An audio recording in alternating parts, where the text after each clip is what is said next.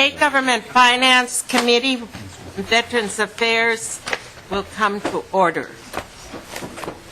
The first item on the agenda is House File 2556, Representative Newton.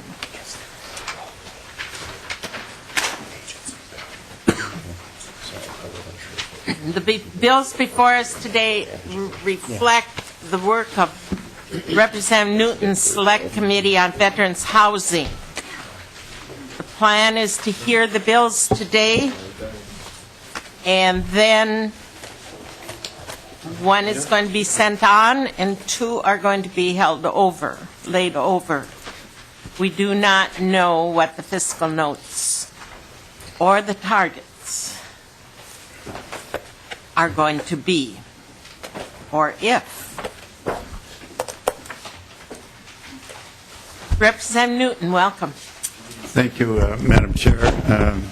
I would like to move House File 2556. Would you like to have me explain the bill, Madam? Please.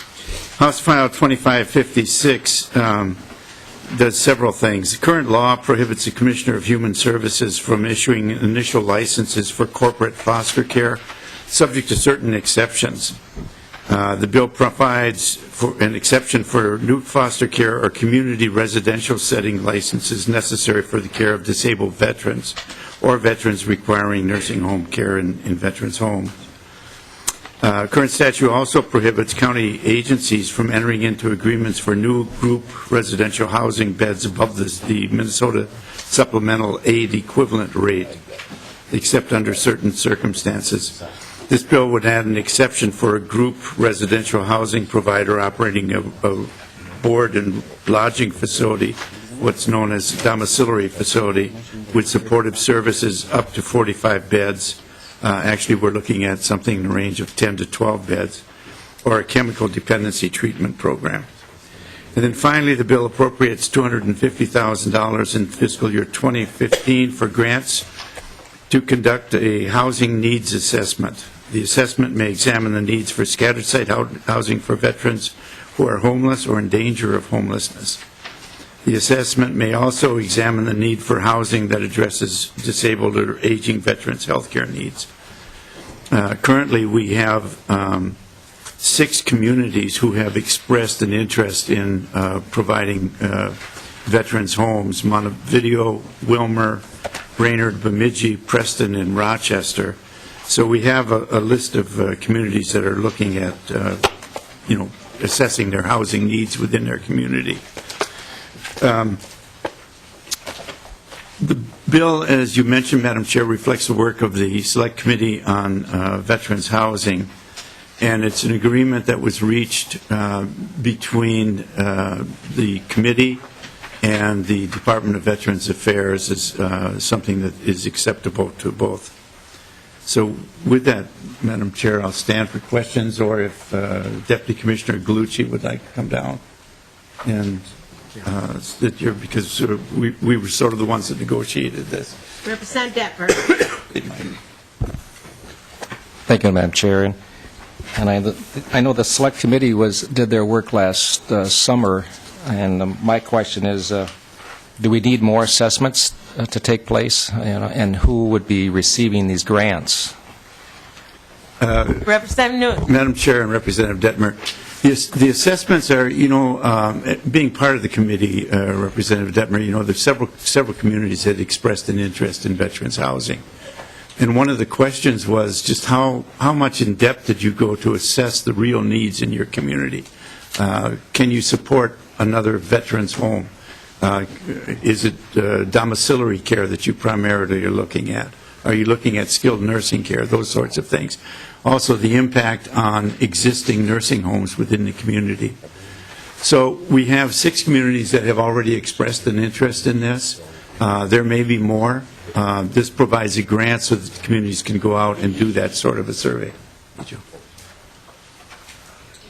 Madam Chair, and would Assistant Commissioner like to comment on Commissioner that? Gallucci. Madam Chair, Mike Gallucci, Deputy Commissioner, Minnesota Department of Veterans Affairs Healthcare. The agency only has two comments to make, and if you bear with us, the term domiciliary, I just, again, want to make sure that we're always talking the same thing. The domiciliary is under the VA construct of what a domiciliary is and what they are, they treat, and what we do are individuals who do not and have not got the capability of independent living, which I take from this bill to be a little bit different in the construct. And then in reference to the 6 communities that the representative has mentioned, I just want to impress upon the committee, those requests were for state veterans homes, skilled nursing homes, as opposed to some of these. I realize that the committee and the representative have spoken to these communities in regards to whether or not there is some further consideration that they would like to take, but I just want to impress upon this committee, those applications were initially for skilled nursing facilities. And that's, to that end, we see no issues with this. We encourage the representative and parties to look to see if, and explore that avenue. We think it's an important avenue to explore, but we just want to make sure that the constructs of the verbiage is correct. Representative Detmer. Thank you, Madam Chair, and Representative Newton. That this $250,000, would this be applied by community, cities, or different organizations, MACV, or who would be applying for these grants? Representative Newton. Madam Chair and Representative Detmer, it could be any one of those. It could be the communities, it could be the county, it could be Lutheran Social Services, MACV, or a combination thereof. We're looking at, in the bonding committee, Representative Hausman's committee, we're looking at all sorts of alternatives to come up with housing. It could very well be that we continue to go through MDVA. Yes. To have funding similar to what we did at the Radichel homes in Mankato through MACV. Everything on that is open, Representative Detmer. We're just exploring avenues. Thank you, Madam Chair. And just my opinion, I think probably the people who would be best qualified to really look into the communities and where these needs might be met would be the agency, Minnesota Department of Veterans Affairs. That's just my opinion. So.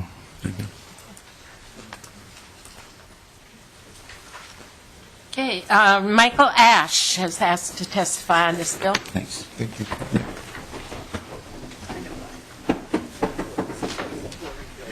Madam Chair, Randy Tesdall, State Adjutant of the Minnesota American Legion. I'd like if we could give permission to the American Legion to wait until after the hearing of 557 to be able to bring their remarks forward at that time.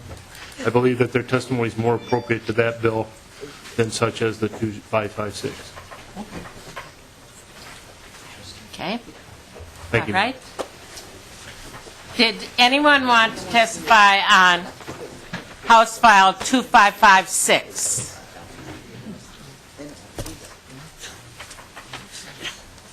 Okay. Representative Newton. Thank you, Madam Chair. I renew my motion that House File 2556 be re-referred to the Committee on Health and Human Services Policy. All those in favor say aye. Aye. Opposed? The motion is adopted. House File 2557. Thank you, Madam Chair. Representative Newton. House File 2557 also reflects the work of the Select Committee on Veterans Housing and an agreement between that committee and the Minnesota Department of Veterans Affairs. The first, there are 5 issues with this bill. The first has to deal with the Minnesota County Veteran Services officers. And what it provides is that the Veteran Services officers, when they interview veterans coming into their office, that they make them aware of MNsure, long-term care, dental insurance, those types of things. It's not asking them to act as navigators or to help fill out applications for it. It's to provide the information. An agreement that we have with Deputy Commissioner Worlds and the County Veteran Services officers is that we will jointly develop a set of brochures that we'll pass out to all the county veteran services officers so they can give this information to veterans as they come in, just to make sure that they have that information to help them with their planning. The second aspect of the bill, currently state statute authorizes the Commissioner of Veterans Affairs to apply for and accept federal funding relating to Minnesota Veterans Home. And what this provision in the bill provides for is that there's a clear understanding as to the role of the Commissioner, the executive branch, and the legislative branch, that any requests for new veterans homes would go through the legislative branch first and not be submitted directly to the Commissioner. Third, the current law establishes eligibility requirements for the state veterans homes. Currently, non-veteran spouses have the same eligibility as veterans, and they get the same priority in being assigned to the homes. This bill changes that priority. We have a great number of veterans who are on the waiting list, and the Select Committee felt that veterans should be served first prior to non-veteran spouses. So the first category of people for admission are Congressional Medal of Honor recipients, former prisoners of war, Purple Heart recipients, and veterans with 70% or more service-connected disability. Second priority would then go to all other veterans. Third priority would go to non-veteran spouses, and fourth priority would go to Gold Star parents of veterans who have lost their lives in service. The bill further requires that the Commissioner review the 2007 Minnesota Governor's Long-Term Care Advisory Commission report, which was a committee that was set up very similar to the Select Committee. And we didn't find out about this committee until towards the end of the hearings on the Select Committee. Deputy Commissioner Gallucci has been very helpful in actually pushing this, and I think we're going to have this report even sooner than we had asked for in our request. I'll let Deputy Commissioner Gallucci speak to that if he wishes. And finally, the bill does some unsession work. It repeals a section of the statute establishing the Veterans Health Care Advisory Council. And under statute, that council was set to expire in June of 2013. So the council currently does not exist, but it repeals that statute. And that's it, Madam Chair. Representative Detmer. Thank you, Madam Chair. And Representative Newton, you know, I'm sure there's some of the veterans organizations are going to be speaking regarding this bill. But, number one, I don't know why we're pushing CVSOs to encourage veterans to sign up for the MNsure program, and why not just encourage them to sign up for health insurance overall? And I just received the latest figures on the MNsure. There's just 31,000 commercially marketed enrollees to date. And for the 2014, that's 88% lower than the high fiscal note projected made last year. And 82% lower than the low fiscal note projected. And the MNsure board revised its enrollment projected down to 51,000 for all 2014. Now, this may not be something that we want to push our veterans into, because it's a very frustrating program to try to get into to begin with. And I'm just wondering why we want to, are we trying to increase the enrollment into MNsure or what? But I don't know why we're trying to encourage that. Representative Detmer, clarification. 31,000, you said, is that 31,000 veterans? No, commercial, that's 31,000. Commercial? What do you mean by commercial? That was 31,000 commercial market enrollments. Yeah. That's the latest figures that I got. I think that was a figure from several weeks ago, but Representative Newton. Thank you, Madam Chair, and Representative Detmer. Actually, I agree with you. I think that we should be looking at all health insurance for veterans, not just MNsure, but But if they're eligible for MNsure, then this brochure will tell them where they can go, who they can contact in order to get the insurance or private health insurance. This is simply to help veterans that come in. Oftentimes, from what I've heard from CVSOs, is they'll ask for one specific thing, but there are other issues that are facing them. And we want to make sure that they are insured, that they've got health insurance, dental insurance, long-term care if that's something they wish to have, and to provide the information as to where they can seek that. But it's not and I made this point very clear to the CVSOs when I met with their leadership. This is not to require them to do the work themselves, not to fill out application forms. It's simply to help the veterans find this if they elect to go with the insurance. Representative McDonald. Thank you, Madam Chair. Yesterday I was at the Legion in Delano. We had an omelet breakfast that the wrestling club did with the Legionnaires, and kind of a coincidence, or actually my mother would say it was a God incidence, not a coincidence. Some of the Legionnaires approached me with this particular bill and had some concerns with it. They found out I was on this committee. I'm only a week old here now, Representative Lesh and I. So I just have some concerns based upon what I've heard from our Legionnaires, our commander, Mike Brandenburg, and several others, really a concern with the wording in your bill, particularly what Representative Detmer brought up in Section 116, that the county shall encourage all veterans to go into MNsure. Now, we know that nothing in this world is perfect, and MNsure is no exception.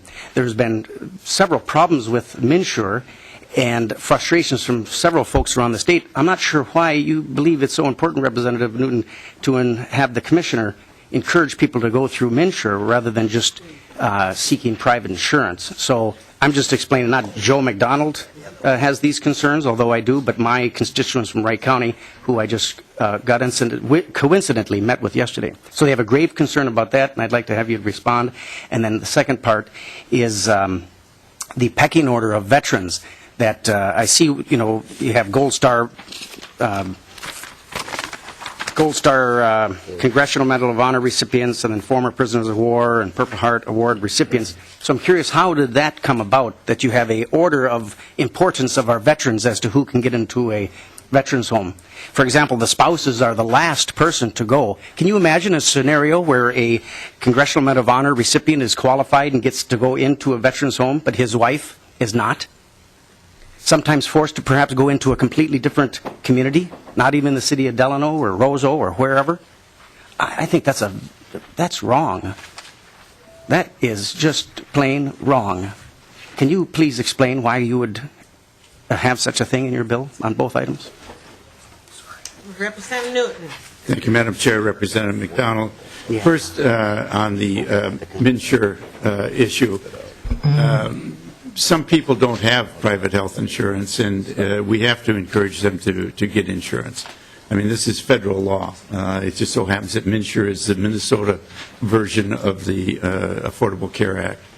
And once again, it's not requiring the county's Veteran Services Officer to do anything more than to present individuals with a brochure that will, if they want to get the insurance, if MNsure is a way for them to go, the information is there. Secondly, on the order of preference, when we studied veterans homes throughout the United States, we found that the admission criteria varies greatly. Some homes only permit veterans who have served in combat. Some homes permit only veterans who have received the Purple Heart or are 70% disabled. In looking at this, the Select Committee felt that those veterans who have suffered the most as a result of their military service, whether they were wounded in combat or they were injured as a result of their service, that they should have a priority in going into the veterans home. And I would like to say at this point that the Select Committee unanimously supported this provision when it was presented to them. Representative McDonald. Thank you, Madam Chair. Representative Newton, I thank you for your answer to that, and I certainly I think that's admirable to have a preference, or if you will, of those who deserve it. But it's kind of a dangerous slope. I guess I'd like to hear from the veterans, and I certainly did from my district in Delano, that especially their spouses wouldn't be allowed. A veteran has given his life over to serve in our country, and some have been at a disadvantage and served more than others, but to have an order that doesn't allow their wives in, I have a great concern about that. But I appreciate your answer on that, and it somewhat makes sense, but I'm very hesitant on that, and so are the folks in Delano and Wright County. And then just lastly, as far as MNsure, pushing people through MNsure, you're right, it is the law, and it's probably incumbent upon the state to encourage veterans that may not have insurance. But why you wouldn't want to encourage our veterans to seek the private sector as well? Why not simply benefits in Delano on the corner of River and Bridge? They're self-employed, they pay their taxes, they're a private mom-and-pop shop. I don't know why you would want to just limit it to MNsure. Why not open it up to all private sector, all the markets? So that's, maybe you can answer that. Why push to MNsure? Why not other options like the private sector? Representative Newton. Madam Chair and Representative McDonald, this brochure will give them all of the options. It's just impossible in a brochure to explain every insurance company that's out there. But it can make available a list by county, if they wish, of local insurance agents. And then lastly, Madam Chair? Representative McDonald. Thank you. Thank you for that. Then, is that something that we approve? I mean, is that going to be an amendment to your bill, just that they encourage veterans to seek all aspects, not just one path? Representative Newton. Madam Chair and Representative McDonald, if you'd like to make an amendment, as the bill goes forward, it's going to come back to this committee, I think. No, it'll stay in this committee for layover. But the important thing is the brochure that's being developed, and Deputy Commissioner Worrells has already started on that, and will be doing that in conjunction with the County Veteran Services Officer. One of the things we're trying not to do is to put an undue burden on them. Sure. They already have a lot to do. But at the same time, we want to make sure that our veterans are fully aware of the insurance options that are available to them. Thank you. Representative Crenshaw. Thank you, Madam Chair. And I believe, Representative Newton, you answered one of my questions, but Chair Murphy, our intent is to lay this bill over, correct? Correct. Okay, so in the spirit of that, and Representative Newton, I absolutely understand your intent, and I know where you're coming from, and you said it to make them aware and not act as navigators. I'm wondering if we could make this more about the veterans and less about MNsure by perhaps cleaning up the language a little bit.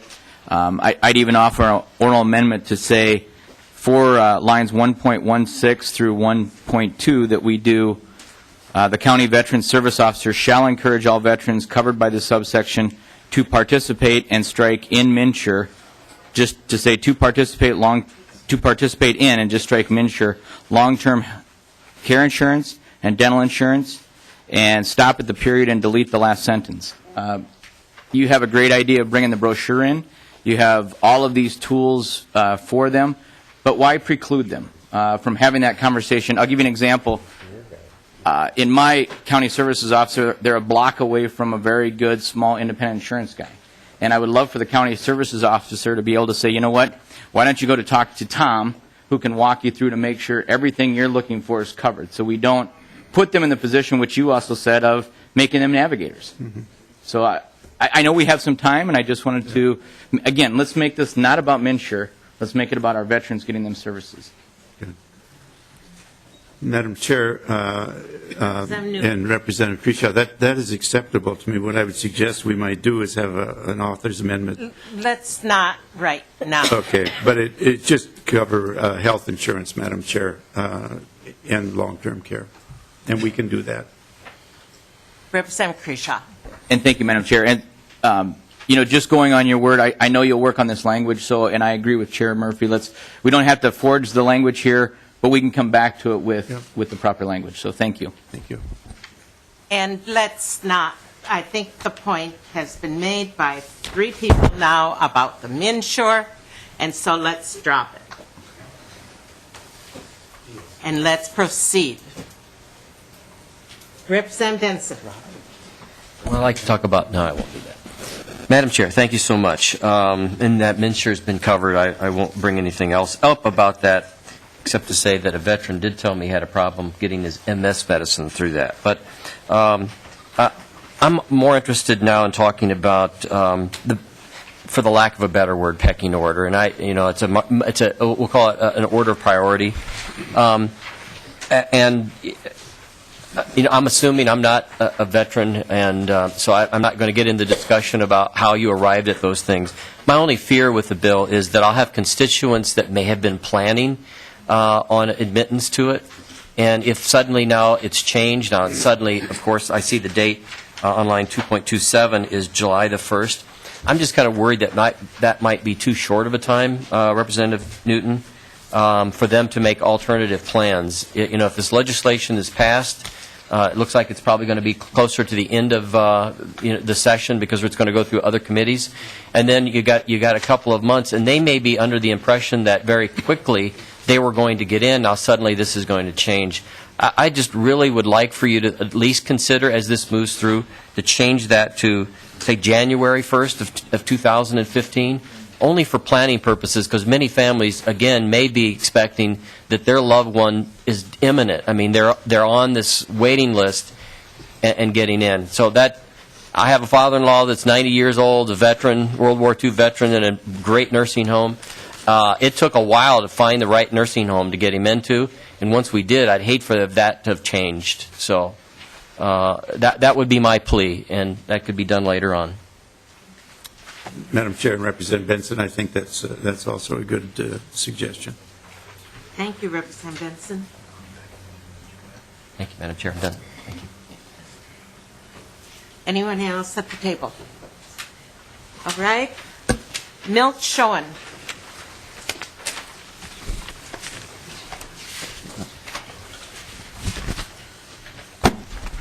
Welcome to the committee, Mr. Schoen. Thank you, Chair Murphy and members of the committee. My name is Milton Schoen, and I'm the legislative chair of the Minnesota Association of County Veteran Service Officers, and I'm the Hennepin County Veteran Service Officer. As you may know, over 90% of the claims for VA compensation, VA pension, and state benefits are originated by county veteran service officers. Excuse me, would you say that again, please? Over 90% of the claims for VA compensation, VA, that's service-connected compensation, VA pension, and state veterans benefits are originated by our county veteran service officers. We're the ones that do that work. In our state, veterans receive over $860 million a year in compensation and VA pension. And they receive over $860 million in VA health care.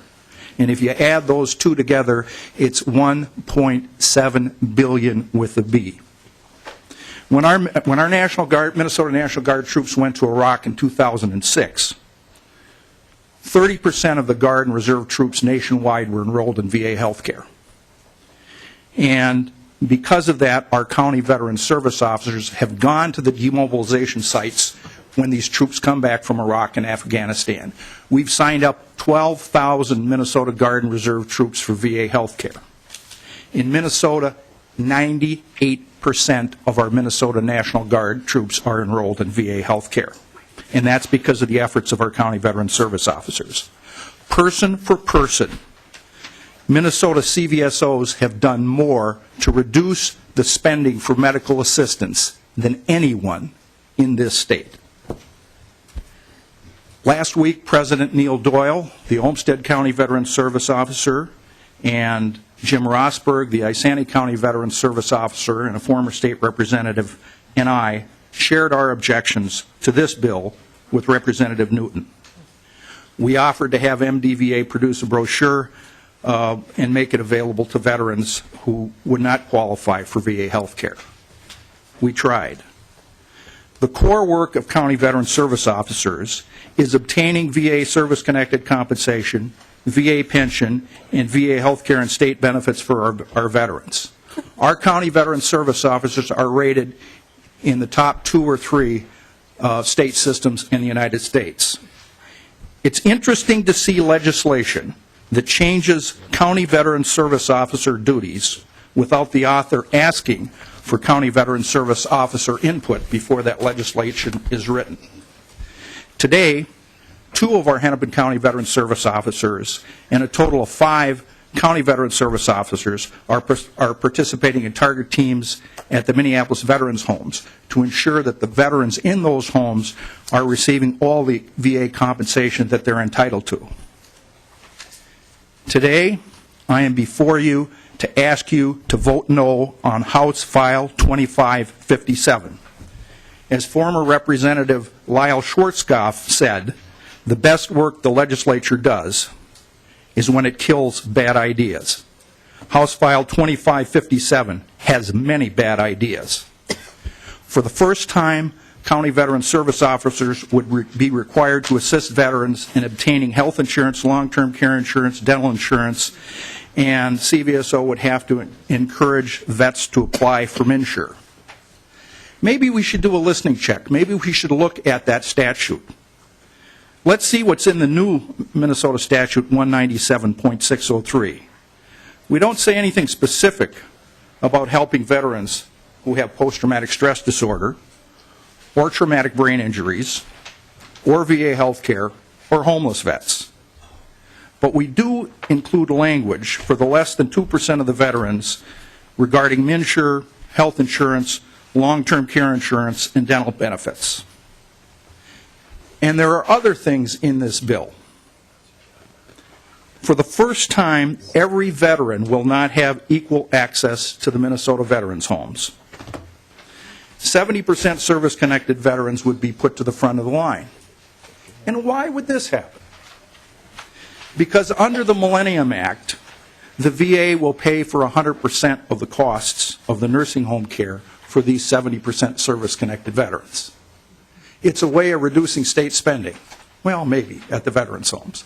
Maybe for those nursing homes in greater Minnesota who will not be receiving these veterans, who will be getting 100% of their care paid for, that might actually drive up medical assistance costs. What you're doing is you're putting veterans with the most resources to the front of the line. I think that's a bad policy decision. I know of no human service program where people with more resources get put to the front of the line when there are limited resources. When you look at this, some veterans are going to have to wait, and they'll probably be placed in community nursing homes. That may increase medical assistance spending. But when you place somebody in a nursing home, and I've done it, you don't want to move somebody once they're in a home. And there's been a lot of talk about the most deserving and the 70% service-connected veterans. Well, I had an uncle who went to North Africa and Sicily and Anzio, worked his way up the boot. And after I became a veteran service officer, I realized that he had PTSD. He never filed for a benefit. I got a friend of mine who was on an armored personnel carrier in Vietnam that hit a mine. 3 people were killed, 2 people lost arms and legs, and he was thrown clear. He's got a bad back. He will never file for service connection because he didn't sustain the injuries that his buddies did. I don't think this is good policy, and I just want to thank you for the opportunity to testify here today. Thank you.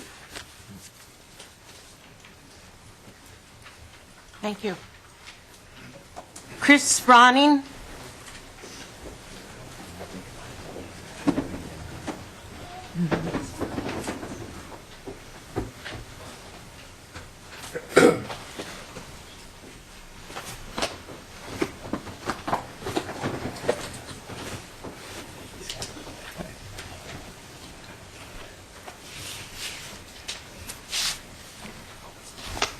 Madam Chair, Ms. Ronning? my name is Chris Ronning. I am currently the first Vice President of the American Legion Auxiliary and also the Legislation Chairman, and I live in Maple Grove, Minnesota. I'm here to represent the 40,000 members of the American Legion Auxiliary in Minnesota. We are very concerned with the changes that will affect every veteran in this state by tiering our veteran homes in Minnesota and eligibility to accept our veterans homes throughout the state. When these men and women put on their uniforms, they became servicemen and women. And upon their return home, they became veterans. We don't classify them by how many years they served, how old they are, and what their status is. We don't ask what their disabilities are, or maybe none. We don't ask if they were in a combat zone. They all served their country and they are veterans. They didn't ask questions when they were deployed to foreign countries. They just did their duty. Right now, the majority of our veterans in our veterans' homes are World War II, Korea, and Vietnam veterans. What about our Desert Storm veterans? Iraq and Afghanistan. What about these young women and women? They also laid their lives on the line. Do they have to wait until they're 65 years of age? We seem to forget there are so many amputees and PTSD problems, especially in women. I'm a wife of a disabled veteran and also a mother of a combat disabled Desert Storm veteran. Is my son a second-class citizen because of his age? We talk about discrimination at work, schools, churches, and even in our communities. But how about the government? Isn't this discrimination? Why do they think they can make decisions on their own without letting our voices be heard? What happened to the phrase, "we the people"? Don't we have any say anymore when it comes to our veterans and their spouses? Do you have veterans in your family? If so, aren't you concerned about their well-being? Not everyone has the means and resources to go to retirement homes and nursing homes. What has happened to this country? We are more concerned about immigrants than our own veterans. How sad. Why is it when there is a budget cut, it is always the military and veterans that have to suffer? Is money more important than these men and women? Maybe it's time to take care of our own. These men and women have fought for us so we can live in this great country we call America. Have you been to our veterans' homes? Have you looked into a veteran's eyes and spoke with them and listened to what their needs are? There is a story behind these eyes and every wrinkle in their face. Sometimes that is all what they need, someone who cares. We elected you, we respect you, but we feel betrayed by you. I hope you will reconsider before you make your decision to tear our veteran homes. We ask you to give our veterans and their spouses a home to go to, regardless of age or disability percentage. We already have too many homeless veterans in this country and do not need any more. Everyone deserves respect and dignity. Please help us. I love this country with all my heart, but please give us our old America back. Thank you. Thank you, Ms. Ronnie. Michael Ash.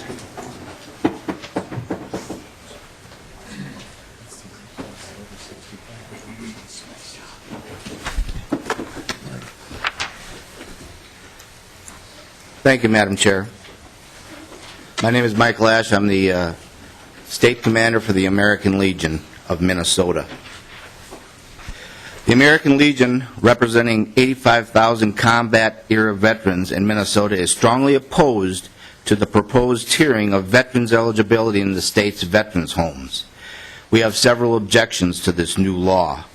First of all, the tiered system would make second-class citizens out of the average veteran. Shouldn't every veteran in Minnesota have equal opportunity to spend his or her final years in one of Minnesota's outstanding veterans' nursing homes?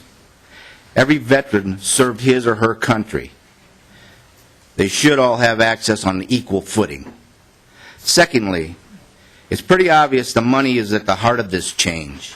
Those with 70% disability bring federal dollars to the table. The state is interested in those dollars. But this is clearly a regressive priority scale. Those on disability already are receiving government medical care and money. It's very much like reverse means testing. Why would Minnesota want to deprioritize those with the greatest needs? Is it simply to bring in federal dollars into our nursing homes, meanwhile harming the average veteran? And thirdly, the bill calls for an effective date of July 1st of this year. There are thousands of people patiently waiting on those veterans' homes lists, and the lists do not include this type of priority information. If this bill is passed next month, how will the state possibly make contact with those people to find out where they stand on the new priority system? The implementation date is completely unworkable. Every veteran has served his or her country, and they deserve an equal opportunity for Minnesota veterans' homes. This is not the time for a regressive means test. Thank you for your time. Thank you. Question? Thank you. Lori Groats?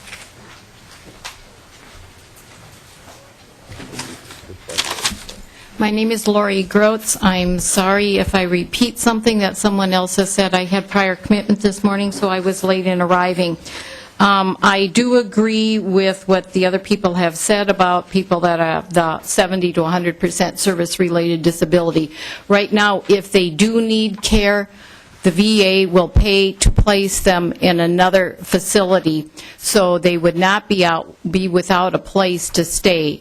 If they wanted to go into the veterans home, they could get on the list at that time and wait, and when their time would come up, then they would get to enter. Again, I do think it's about the money. Right now, at the veterans home for the spouses, they are presently allowed to apply to enter. I believe at the Minneapolis home, there are only 24 openings for the spouses, and currently it's over a 2-year wait. Many of the spouses have taken care of their husbands at home for many years. In my situation, my mother took care of my father for 10 years at home before he went into the veterans home. If this changes and you have the tiered system, the spouses will never be able to get to the top of the list to get into the home, because everybody else will be there ahead of them. And you also address spouses now. What about the widows? Now, my father died at the veterans home 5 years ago. My mother, when the time comes, she may want to get into the veterans home, although she's 93 and she doesn't think she's really quite ready for it yet. But you don't address the widows also. And so please do not do this tiering. The people at the top, the people now that are entering, don't pit the people against each other. They all have equal need. The ones that need to get into a veterans home, if they have 70 to 100%, they can do it. So again, I see this is all about money, and it's not about care for veterans and their spouses. So please include the spouses. Don't pass this bill. Thank you. Ms. Groats? Yes. You have, you're a daughter? Yes. Or is that? My father lived at the veterans home for 2 years, from 2006 to 2008. And my mother, at this time, she would qualify if she wants to go into the home. It is more than a 2-year wait for a spouse to get in. So if you tier it the way it is now, when you have a Congressional Medal of Honor veteran, and they get another almost $1,200 a month on top of any other veterans' benefits that they're getting. If they go first, and if the 70 to 100% service rated go first, and if the Purple Heart people go first, and then you've got all the other veterans, there's not going to be any rooms left for the spouses. The spouses will never get to the top. And most of the spouses have been taking care of their husbands so that they didn't have to go into the home. So please, do not pass this bill. But Ms. Groats? Yes. You say the spouse still has to wait, like your mother's 93 and she's Yes. not ready, right? If she applies, yes, she has to wait. But if you do tier it, the spouses will never get to the top, because there will be more and more veterans coming in. The beds won't be available for them. And they don't address widows. Thank you. You were representing yourself as That's an correct. individual, right? That's right, just myself, thank you. Thank you. Is there anyone else that wishes to testify? Representative Detmer. Yeah. Thank you, Madam Chair. And Representative Newton, earlier in your testimony, you said that this was the Select Committee unanimously approved this type of legislation. Now, I don't know if there was a roll call. I don't remember a roll call. I am part of that Select Committee. I don't know if it was a meeting that I wasn't there, but I don't recall a roll call that this was something that unanimously was the people that served on that committee. I just wanted to make that comment. Mm-hmm. Representative Detmer, I recall the Select Committee, and it was a voice vote, and there were no noes. So there was no roll call. Okay. And, Madam Chair, Representative Detmer. will there be some rulemaking that will have to take place if this should happen to pass? Madam Chair and Representative Detmer, there's always rulemaking. Every bill we pass, the department will come up with implementing rules. Madam Chair, and then Representative Newton. I know Representative Benson mentioned that it should be pushed out to 215, and I would suggest that maybe the agency MDVA should probably give you some information what it would take if they had to do any rulemaking. Thank you. Yes, ma'am. My name is Nancy Arrieta. I live Could we have the spelling on your last name, please? Arieta. I live in Eden Prairie. My husband is a resident at the home. I took care of him for over 10 years. Huge struggle. And it's been doing a number on me since the beginning. I'm glad he is getting the care where he's at. I want to say that And the bill... at the Minneapolis? It's in Minneapolis. I want to say that this bill, as far as I'm concerned, is very discriminating. I understood that the hiring at the vets' homes, they can't discriminate on hiring, but yet our legislators would seek to actually discriminate regarding who can be in a home and at what level and how soon they can be in a home. I understand that Governor Dayton wants to lower the dollars spent from the state. So I thought, well, I'll be kind of funny and say, let's have a bake sale for every home. Let's have a tea party.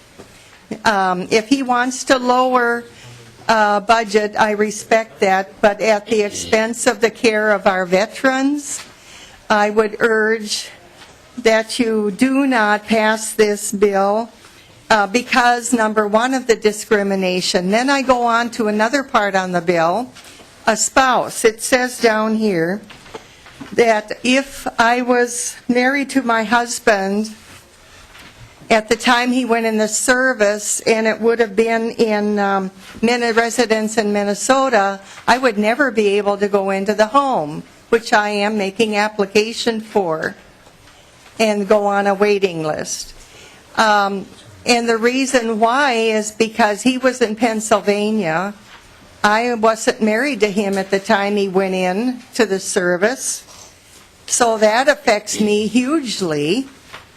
And it doesn't appear, as I read it anyway, it doesn't appear that I would even be eligible. Okay? And then as far as the dollar amounts, which I understand that the people in Priority 1, they do get plenty of dollars from the government, from the VA.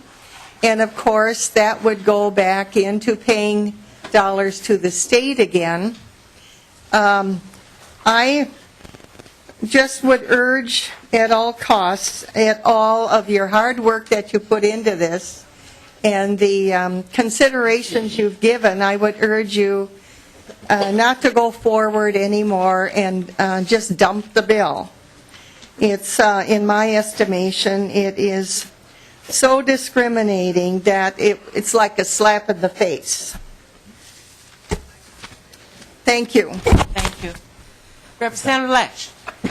Thank you, Madam Chair. Representative Newton, I don't recall if someone testified as to the number of people on waiting lists now. Can you tell? Do you know what that number is? Madam Chair, Representative Lesh, as I recall, it's around 700 veterans on the list. I think a total of around 1,100 total on the list, including non-veteran spouses. But Deputy Commissioner Gallucci has the exact figures. Commissioner Gallucci. Representative Lesh, the current waiting list as of January is on the active list is 1,049, and on the inactive list 1,072. Okay. Thank you, Madam Chair. Is that for all facilities? I'm sorry. Yes, that's a total overall. Correct, Madam Chair. Thank you, Commissioner. Madam Chair, Deputy Commissioner, how many beds total in the system? So, Madam Chair, Mr. Gallucci. I haven't been elected. Commissioner. Thank God. She is good to us. Yes, she is. Representative, to your answer, the VA authorizes 1,058 beds to the state of Minnesota. It is currently being reviewed. We've asked for a 10% increase given our waiting lists. And currently we have on the books 990 beds that are counted against that.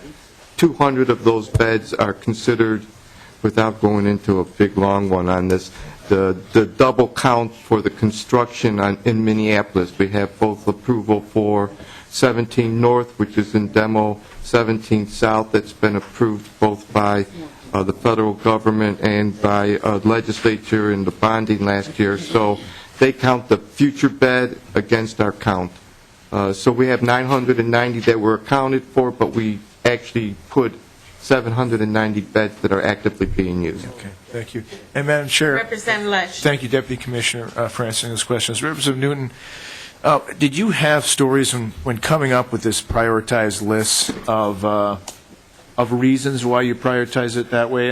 And when you were presenting the bill, I mean, I thought of obvious scenarios where it would make sense, and I'm as much for equality and everything being equal as Representative McDonald, but I also think if it is in fact just a first come first served system on that I'm thinking of when I get older, if I have to go in one of these homes and I sign up sooner than former Representative Kriesel, for example, how the number of folks who would think, you got to be kidding me, Lesh hurt himself while screwing around on a table at the Armory, and why is he getting in front of former Representative Kriesel? I'm assuming that there are probably stories like that. At the same time, I understand folks' intent that no, it be complete straight up first come first serve equality across the board. Do you have scenarios where you saw those situations where injustice resulted, like the scenario I described of me getting a slot in front of former Representative Kriesel? Representative Newton. Madam Chair and Representative Lesh, no, I don't have incidental studies. What we did look at, however, is what is being done in other states and what the priorities are for getting into the homes. As Deputy Commissioner Gallucci mentioned, we've got roughly 1,100 people on the waiting list. Of that, a significant number are non-veteran spouses. They have equal access to the homes right now that the veterans do. And some other states severely restrict which veterans get into the home, so that they are only combat wounded veterans or veterans who have been in combat, whether wounded or not. It varies. We have this report from the Select Committee, and if you go online, you can see how every state handles it. But that's basically why we went with this priority, is that Minnesota has been very, very generous with this. And until, I would say, around 1968, actually, Minnesota Veterans Homes did not have skilled nursing. They had domiciliary care, which was room and board care for veterans, and nursing home, veterans that needed nursing homes went into regular nursing homes. I think it was around 1968 that we actually started going into skilled nursing care, if I recall, around A then. little bit before my time. Yeah. That's a younger sergeant major over there. Okay, thank you, Madam Chair. Representative Leidiger. Thank you, Madam Chair. Representative Newton, my question is really just has to do with with the airing of this report. Is this our first public airing of the bill? Or has the report gotten out to the various veteran agencies? Can you just shed some light on are we hearing the public testimony for the first time here today?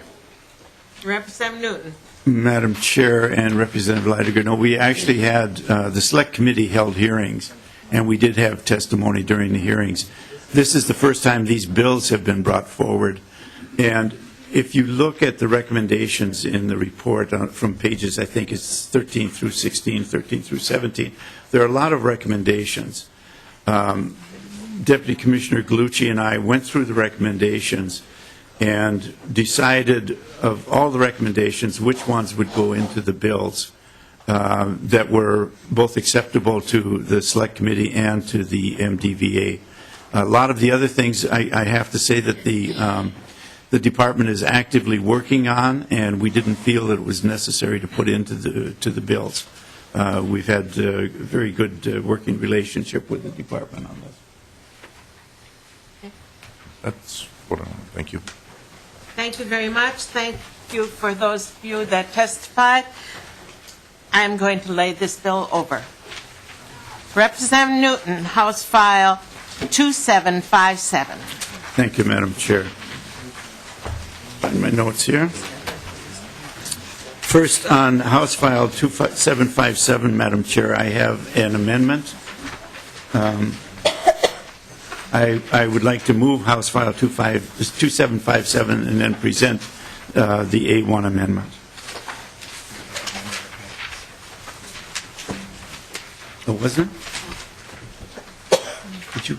Did you have them? You don't have copies? Okay, well, yeah, we can do this later. Okay. The amendment evidently hasn't been distributed, so we'll go ahead with the bill. Madam Chair, this bill deals with two of our Minnesota veterans' homes, the Hastings facility, which is known as a domiciliary facility, and the 50 beds at the Minnesota veterans' homes that are domiciliary beds. And for clarification, domiciliary means essentially room and board veterans who are free to come and go. Some of them might have outside jobs. They're not restricted to the campus. And for some 20 years approximately, I think it is.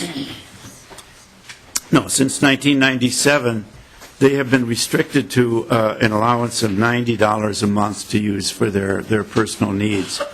As you know, inflation has hit everyone, and so what this bill does is it gradually increases the amounts that the veterans can keep for their personal needs allowance over the next couple of years.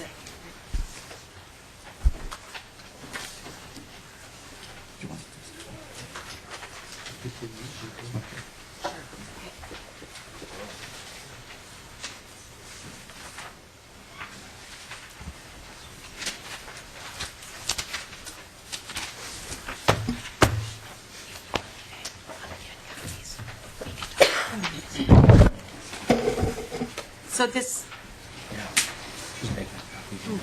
Representative Newton, this basically raises the allowance of the people that are in the domiciliaries. That's correct, Madam Chair. It adjusts for inflation over the years, and gives them a fair amount of cash And to have in their pocket. And it's a graduated increase. That's correct, Madam Chair. For 2015, it would be $114, and what is it now? It's $90, Madam. $90. So it would go up to $114. In 2016, it would go up to $122 a month, and in 2017, it would go to $130 a month. That's correct, Madam Chair.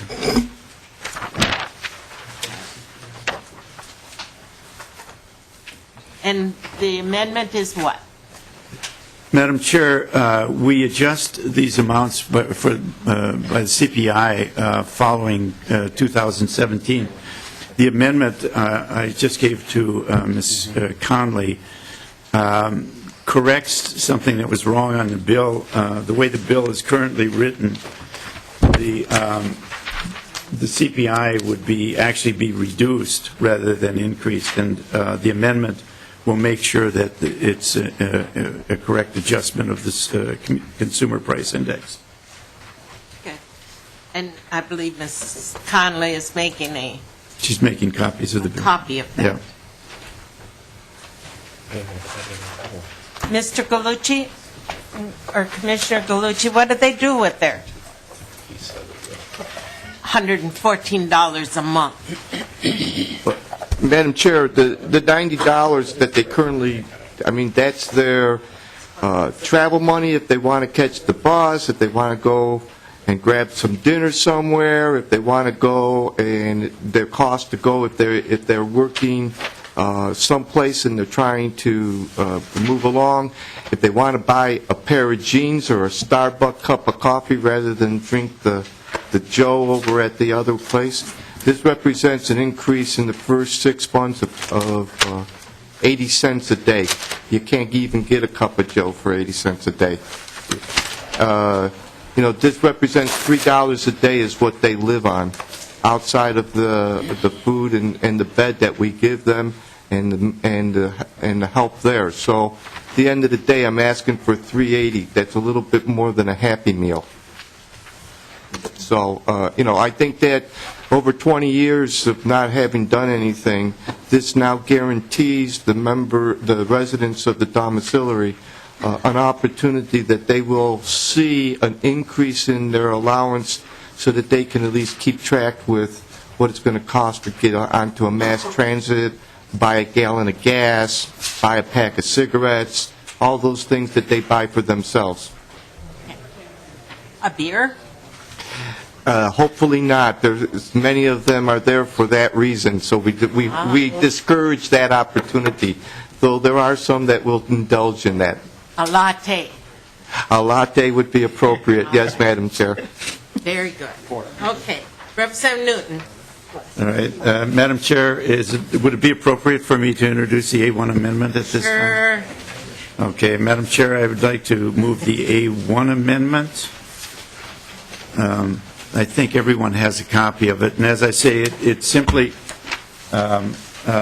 ensures that we are increasing the allowance by the amount of the CPI and not reducing it. Okay. If the CPI goes up. If it goes up, Madam Chair, we can never be sure. Okay, Representative Benson. Thank you, Madam Chair. On the amendment? Yes. I just want to make sure that I'm clear that the amendment does change and does exactly what you want it to do. So if I think the CPI went up 1.7% this last year. What this bill, what you're intending to do with the amendment is that it would go the full 1.7% versus a half of that amount? Madam Chair and Representative Benson, that's correct. Okay. Thank you. All in favor of the 7A1 amendment, signify by saying aye. Aye. Opposed? Amendment is adopted. Any further discussion? If not, Representative Newton, this bill is laid over. Good. Thank you, Madam Chair. Okay. Tommy Johnson, did you want to testify on the last bill?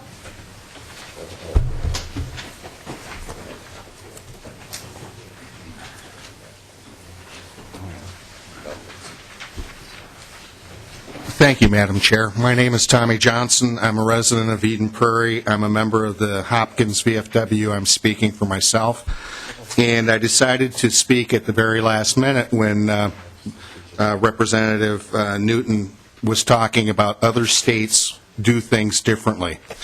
Indeed, they do, and some states do very little. When I'm looking at this bill and I look at... You're looking at the... the proposal, 2557. All right. And it talks about, on line 2.17 on the priority clauses, that should be given to veterans with 2-year, or to those veterans who lived in the state at the time they entered the armed forces.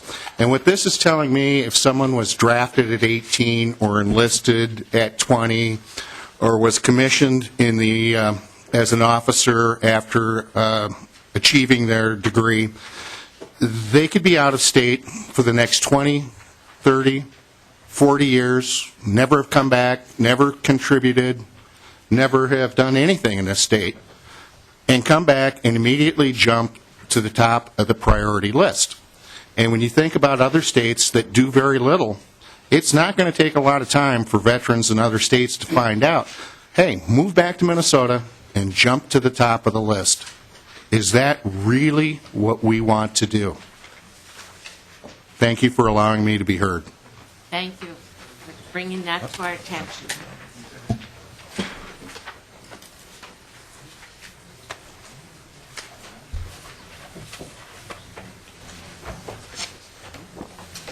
Representative Newton?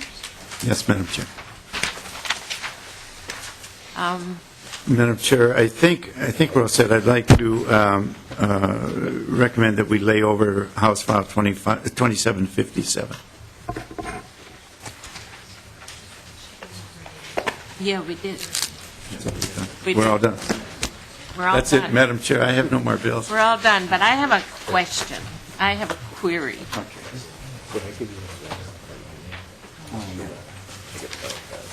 About the discussion on, it seems to me that most of the conversation today, from what I heard, was about the priority list. And there wasn't a whole lot of people that testified when we had the special task force on how people are selected today to go, the residents of the homes are selected today. Do you have the impression that the majority of people are satisfied with the way it's done today? Madam Chair, I honestly don't know. In looking at what other states do, we tried to come up with the best possible admission policy for admission to the homes. One thing that I have heard over and over again is that we have a shortage of beds for veterans. And currently, we have, I think it's something in the neighborhood of 58 of the beds in the veterans' homes that are occupied by non-veteran spouses. I don't want to deny anyone the ability to get into the homes. However, if indeed they are veterans' homes, then the priority should go to veterans. And that was the feeling of the committee. And we didn't hear much discussion of that during the hearings of the committee. I think one person came forward that was not in favor of the priority listing. And Representative Newton, I think, but we talked to individuals as we were going through. Yes. And one of the questions I asked at each of the places I went, and when I went to Silver Bay too, was I asked the residents if they were Minnesota, if they had been Minnesota residents. And at each of the places, there was at least one or two that weren't Minnesotans. They were from, one was from Wisconsin, one was from Arizona, one was from, I think it was Iowa. It was closer. But And they were very deserving veterans to be served at those places. But then I've gotten the impression from the people that testified today that that's okay. Madam Chair, and that was one of the reasons that we have the provision that Mr. Johnson brought up, is that if they entered the service from Minnesota, they may be living somewhere else now. But in reality, in any nursing home, whether it's a veteran's home or another nursing home, by and large, veterans or whoever are in the home want to be as close to their family as they can be. They're not going to be in Arizona and try to get up here just to be on the list if their family is still in Arizona. That sort of defies logic. However, we do have cases. For example, I think at Fergus Falls there were a couple of veterans there that I talked to who were from North Dakota, and it's relatively close, and so their families were still able to meet them.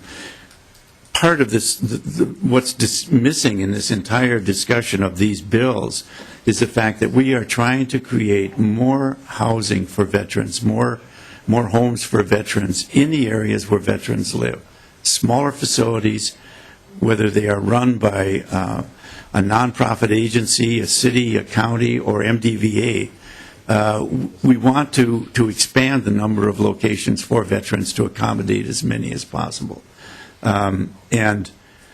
It's sometimes hard to do when you have the more expensive, larger homes that we've been building in the past. The current home, I think, cost is roughly about $54 million.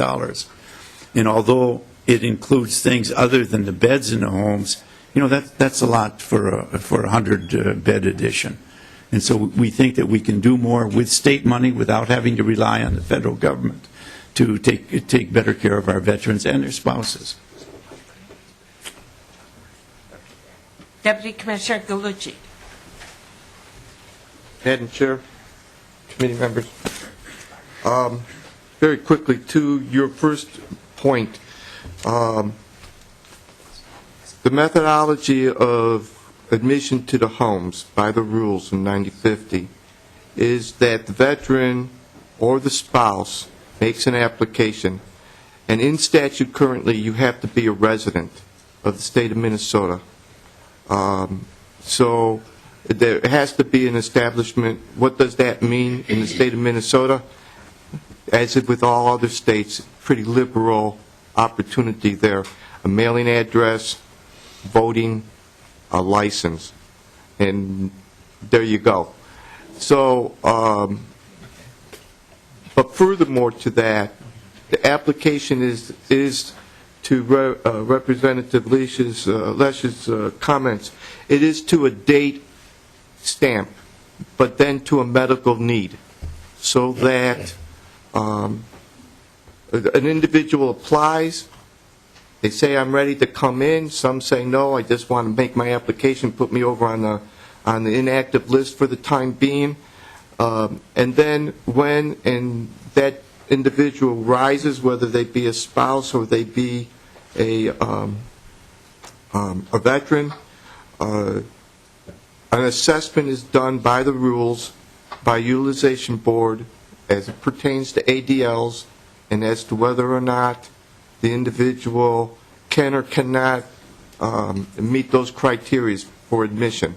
And, there are times when a resident, or I should say an applicant, is capable of demonstrating that they can do ADLs sufficient to live independently on their own. So do I do I get up? Can I dress myself? Can I cook? If I'm a female, can I put makeup on? I guess if you're a male, can I put makeup on?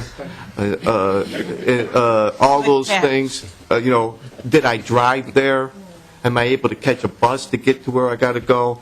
Those all demonstrate whether or not you had that skill set to still remain independent. And so those are done by the utilization board, and it's based on a medical need and a medical need only. So to your point, Representative, I'm a 70% disabled veteran. I think that Representative Kiesel would demonstrate a greater need should the two of us be standing side by side and our applications came at the same time. So it is about medical need at this stage of the game. Yes, ma'am. Thank you. So I just wanted to clarify. And to your point about the percentages, currently 21% of our veterans, 21% of our wait list is spouses, and 22.6 of that of the total number of veterans on the wait list, 22.6% of them are service-connected. So there's a number of as you can see, a large number of non-service-connected veterans that apply and are admitted. Pending your questions, ma'am. Thank you for that clarification. Yes, thank you very much. Representative Nelson. Madam Chair, I'd like to move the minutes from March 5th, 2014 to be approved as printed. Any additions, corrections? All in favor, say aye. Aye. Opposed? Minutes are adopted. Thank you very much for everyone that testified today. This meeting is adjourned.